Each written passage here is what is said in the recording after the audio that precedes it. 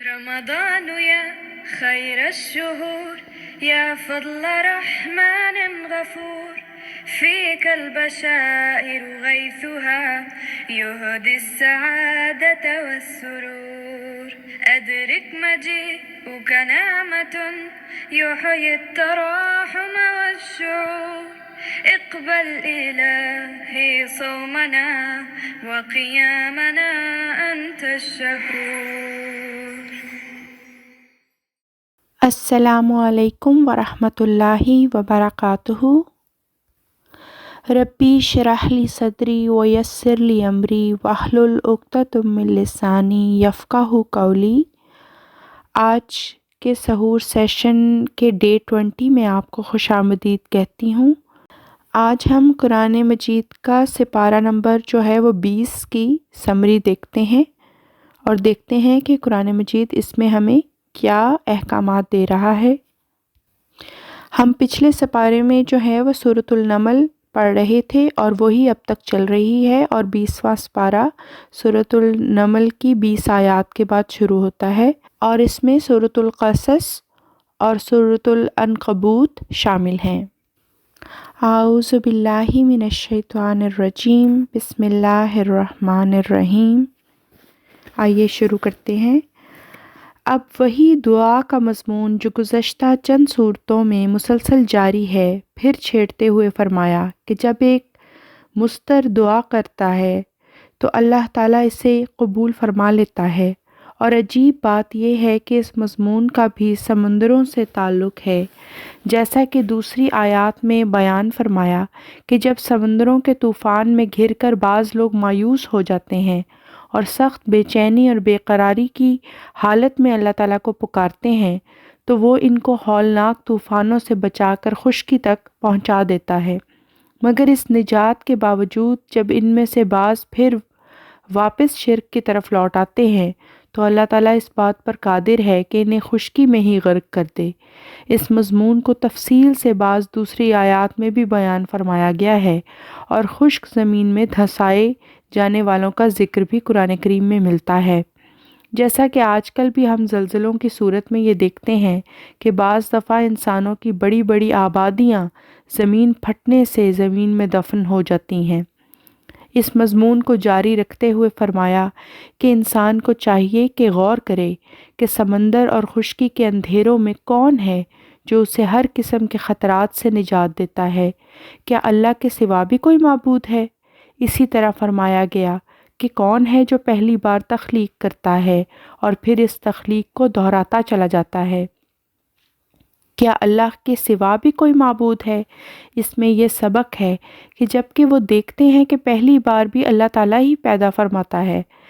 ورنہ پیدائش کے آغاز کا کوئی حل نہیں، اور پھر روزانہ یہی عمل دہراتا چلا جاتا ہے کہ ہر وقت تمام دنیا میں پانی کی برکت سے مٹی سے طرح طرح کی زندگی پیدا کرتا ہے، تو وہ اس بات سے کیسے عاجز ہو سکتا ہے کہ مرنے کے بعد انسان کو جس طرح چاہے پھر دوبارہ زندگی عطا فرما دے؟ لیکن کیونکہ ان لوگوں کو آخرت کا کوئی علم ہی نہیں، اس لیے اپنے احیائے نو سے متعلق ہمیشہ شک میں مبتلا رہتے ہیں۔ اس پس منظر میں حضرت صلی اللہ علیہ وسلم کو مخاطب کرتے ہوئے فرمایا کہ کفار اور مشرکین کی مثال تو مردوں کی سی ہے، اور مردوں تک تیری پکار نہیں پہنچ سکتی،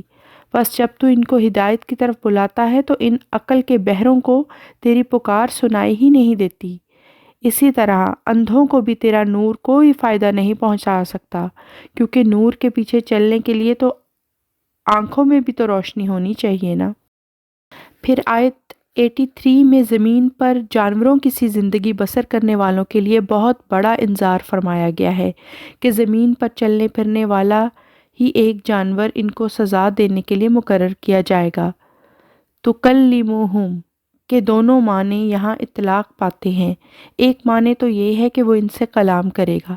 یعنی زبان حال سے ان سے کلام کرے گا، اور دوسرا معنی ہے کہ ان کو کاٹے گا، جس کی وجہ سے وہ نہایت ہولناک بیماری کا شکار ہو جائیں گے۔ بس اس آیت کریمہ میں دابۃ الارض یعنی ان چوہوں کا ذکر ہے جو دابہ بھی ہیں اور زمین میں طاعون پھیلنے کا سبب بنتے ہیں۔ ان کی پیٹھوں پر وہ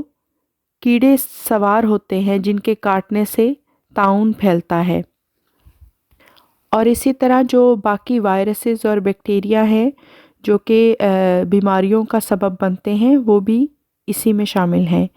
رسول کریم صلی اللہ علیہ وسلم کے زمانہ میں لوگ پہاڑوں کو جامد سمجھتے تھے، مگر اس سورت کی آیت نمبر 89 میں بیان ہے کہ وہ بادلوں کی طرح مسلسل اڑ رہے ہیں، حالانکہ بہت مضبوطی سے زمین میں گڑے ہوئے بھی ہیں۔ اس کے سوا کوئی اس میں لاجک نہیں ہو سکتی کہ زمین سمیت وہ بادلوں کی طرح گھوم رہے ہیں، یعنی کہ اگر اسپیس میں جا کے دیکھا جائے تو وہ پہاڑ جو ہمیں اس وقت جامد کھڑے ہوئے نظر آتے ہیں وہ اصل میں زمین کے ساتھ ہی گردش میں ہیں، اور وہ ایسے معلوم ہوتا ہے کہ جیسے وہ پہاڑ نہیں بلکہ بادل ہیں۔ اس آیت کے آخری ٹکڑے نے قطعی طور پر یہ ثابت کر دیا ہے کہ اللہ تعالیٰ کی صنعت جس نے مضبوطی سے ان پہاڑوں کو زمین میں گاڑا ہوا ہے کیسے تنقید کا نشانہ بنائی جا سکتی ہے۔ یہاں اس وہم کا ازالہ فرما دیا گیا ہے کہ یہ واقع قیامت کے دن ہوگا کہ یہ واقعہ قیامت کے دن ہوگا۔ قیامت کے دن تو کوئی آنکھ ان پہاڑوں کو اڑتا ہوا نہیں دیکھے گی، اور اگر پہاڑ اڑے بھی تو اتقانا کل شیء کے دعویٰ کے برخلاف ہوگا۔ اس لیے سوائے اس کے کوئی چارہ نہیں رہتا کہ انسان یہ تسلیم کرے کہ پہاڑ زمین میں ایسے گردش کر رہے ہیں جیسے آسمان پر بادل رواں دواں ہیں۔ یہ باتیں اس لیے بیان کی گئی ہیں کہ اہل علم کو کامل یقین ہو جائے اللہ تعالیٰ ان کا رب اور ایک عظیم صنع ہے۔ اس سورت کی آخری آیت میں یہ وعدہ فرما دیا گیا ہے کہ جن نشانات کا ذکر گزرا ہے وہ ضرور بنی نوع انسان کو دکھا دیے جائیں گے، جس میں زمینی نشانات بھی ہیں اور آسمانی نشانات بھی، اور آئندہ زمانے کے اہل علم اس بات کی گواہی دیں گے کہ جیسا کہ قرآن کریم نے فرمایا تھا بینہ ویسا ہی ہوا۔ اس کے بعد سورۃ القصص آتی ہے۔ یہ مکی سورت ہے اور بسم اللہ سمیت اس کی 89 آیات ہیں۔ اس سورت کا آغاز بھی طاسین کے مقطعات ہی سے ہوا ہے۔ گزشتہ سورت میں جس طرح آئندہ پورے ہونے والے عظیم نشانات کا ذکر ہے، اسی طرح اس سورت میں بیان فرمایا جا رہا ہے کہ اللہ تعالیٰ ماضی کا بھی ویسا ہی علم رکھتا ہے جس طرح آئندہ کا علم رکھتا ہے، اور اس ضمن میں حضرت موسیٰ علیہ السلام کے متعلق وہ علم حضرت صلی اللہ علیہ وسلم کو عطا فرمایا گیا جو بہت سے معجزات پر مشتمل ہے۔ مختصراً یہ کہ وہ پانی جو ایک چھوٹے سے معصوم بچے حضرت موسیٰ علیہ السلام کو غرق نہ کر سکا، وہی پانی فرعون اور اس کی فوجوں کو غرق کرنے کا موجب ہو گیا۔ اس کے بعد یہ ذکر ہے کہ اس زمانہ کے یہود تیرا انکار کرتے ہوئے کہتے ہیں کہ اگر موسیٰ علیہ السلام کی طرح تجھ پر نشانات نازل ہوں تو ہم انکار نہیں کریں گے، مگر وہ اس بات کو بھول جاتے ہیں کہ موسیٰ علیہ السلام کے زمانے میں ظاہر ہونے والے نشانات کو بھی تو یہودی قوم نے جھٹلا دیا تھا، ورنہ یہ سب نشان دیکھ کر وہ بت پرستی کی طرف مائل نہ ہوتے۔ سب انکار کرنے والے خواہ وہ ماضی کے ہوں یا رسول اللہ صلی اللہ علیہ وسلم کے زمانے کے، بینہ ان کی ایک ہی طرح کی ٹیڑھی روش ہوتی ہے کہ پہلوں کے نشانات پر بظاہر ایمان لاتے ہیں اور اسی قسم کے نشانات کو جب آنکھوں کے سامنے نازل ہوتا ہوا دیکھتے ہیں تو ان کا انکار کر دیتے ہیں۔ اس کے بعد ان اہل کتاب کا بھی ذکر ہے جو پہلے بھی حضرت موسیٰ علیہ السلام پر سچا ایمان لائے تھے، اور جب حضرت صلی اللہ علیہ وسلم پر نازل ہونے والے معجزات کو انہوں نے دیکھا تو اپنی پاک فطرت کی وجہ سے ان پر بھی ایمان لے آئے، تو گویا دوہرے اجر کے مستحق ہو گئے۔ حضرت موسیٰ علیہ السلام پر ایمان کا بھی ان کو اجر ملے گا، اور حضرت صلی اللہ علیہ وسلم پر ایمان لانے کا بھی ان کو اجر عطا ہوگا۔ اس تمام بحث کا نتیجہ یہ نکالا گیا کہ ہدایت کو انسان بزور بازو حاصل نہیں کر سکتا، بلکہ سعید فطرت لوگوں کو اللہ تعالیٰ خود ہی ہدایت فرماتا ہے۔ اور پھر یہ بھی ذکر فرما دیا کہ اس سے پہلے جو کثرت سے ہلاک ہونے والی قوموں کا ذکر ملتا ہے وہ اس لیے نہیں کہ گویا اللہ تعالیٰ نے ان پر ظلم کیا، بلکہ وہ خود اپنے ہی ظلموں کا نشانہ بن گئے، جو وہ اپنی جان پر اور اپنے وقت کے انبیاء پر کیا کرتے تھے۔ اس کے بعد قرآن کریم یہ ذکر فرماتا ہے کہ اندھیروں کو ہمیشہ کے لیے انسان پر مسلط نہیں کیا جاتا، جیسا کہ زمین میں بھی رات اور دن آپس میں بدلتے رہتے ہیں، اور ایک نہایت ہی اعلیٰ درجے کے فصیح و بلیغ کلام میں متنبع کیا گیا کہ اگر رات ہمیشہ کے لیے مسلط ہوتی تو ان اندھیروں میں تم دیکھ تو نہیں سکتے تھے، مگر سننے کے کان ہوتے تو سن تو سکتے تھے، بس ان کو ظلمات کے خطرات سے آگاہ کیا جا رہا ہے۔ پھر اگر دن ہمیشہ کے لیے مسلط ہوتا تو نہ سننے والوں کو بھی دن کی روشنی میں تو رستہ دکھائی دینا چاہیے تھا، پھر وہ کیوں دیکھتے نہیں؟ اس کے بعد قارون کا ذکر فرمایا گیا، جسے بے شمار دولت عطا کی گئی تھی، اور لوگ حسرت سے اسے دیکھتے تھے کہ کاش ان کو بھی ویسی ہی دولت ملے، لیکن اس کا انجام یہ ہوا کہ وہ اپنے خزانوں سمیت زمین میں دفن ہو گیا۔ اسی صورت کے شروع میں یہ تنبیہ کی گئی تھی کہ اللہ تعالیٰ صرف سمندروں میں غرق کرنے کی ہی طاقت نہیں رکھتا، بلکہ اگر اللہ چاہے تو بعض متکبرین اپنی دولتوں سمیت ہمیشہ کے لیے زمین میں دفن کر دیے جائیں گے، جیسا کہ فی زمانہ بھی ہم یہی دیکھتے ہیں کہ زلزلوں سے زمین پھٹتی ہے اور کثیر آبادیاں اور اس زمانے کی بڑی بڑی بھاری ایجادات زمین میں دفن ہو جاتی ہیں اور پھر ان کا کوئی نام و نشان نہیں ملتا۔ ان آیات کے بعد ایک ایسی آیت ہے جو دشمنوں پر قطعی طور پر یہ بات ثابت کرنے کے لیے کافی تھی کہ یہ اللہ کا کلام ہے، اس نے بہرحال پورا ہو کر رہنا ہے، اور وہ یہ تھی کہ تجھے ہم دوبارہ معاد یعنی مکہ میں داخل کریں گے۔ بس انہوں نے اپنی آنکھوں کے سامنے اس معجزے کو پورا ہوتے ہوئے دیکھ لیا، پھر ماضی یا مستقبل کی پیشگوئیوں میں شک کی کوئی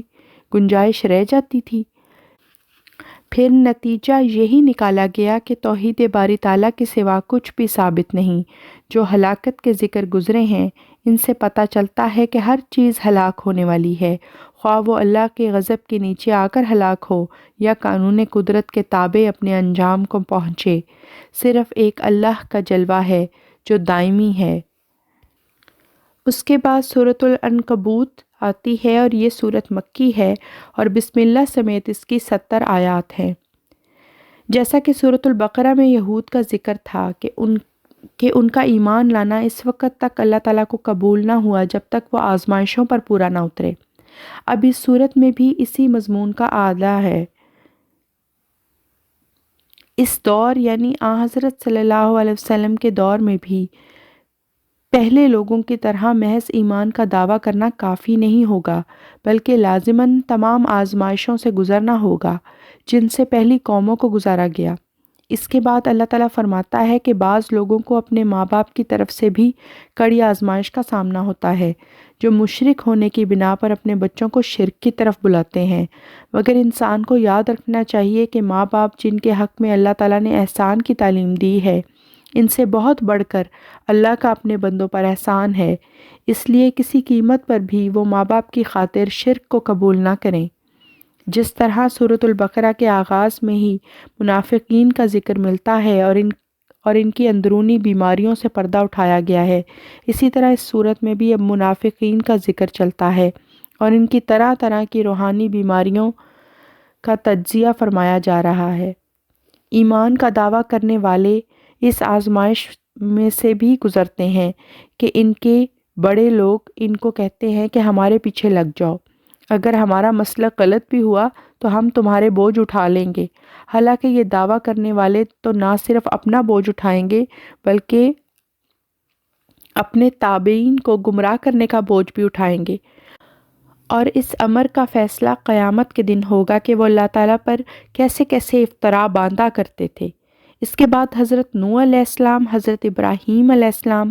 اور حضرت لوط علیہ السلام اور بہت سے ایسے گزشتہ انبیاء کی قوموں کا ذکر ہے جو اپنے وقت کے رسولوں کی مخالفت کی وجہ سے ہلاک کی گئیں، اور ان کے نشانات اس زمین میں آج تک باقی ہیں۔ آثار قدیمہ کا علم رکھنے والے بہت سے قوموں کا کھوج لگا بھی چکے ہیں، اور بہت سی قوموں کا کھوج لگانا ابھی باقی ہے، یہاں تک کہ کشتی نوح کے متعلق بھی دعویٰ کیا جاتا ہے کہ آثار قدیمہ کے علماء اس کی کھوج سے غافل نہیں اور ضرور ایک دن کھوج نکال لیں گے۔ اس کے بعد اس سورت کی مرکزی آیت جس کا سورت کے عنوان عنکبوت سے تعلق ہے، یہ ذکر فرمایا جا رہا ہے کہ جو لوگ بھی اللہ کے سوا معبود ٹھہراتے ہیں، ان کی مثال تو ایک مکڑی کی سی ہے جو ایک بہت پیچدار جالا بنتی ہے۔ اسی طرح ان لوگوں کے استدلال بھی نہایت پیچدار مگر فی الحقیقت نہایت احمقانہ ہے،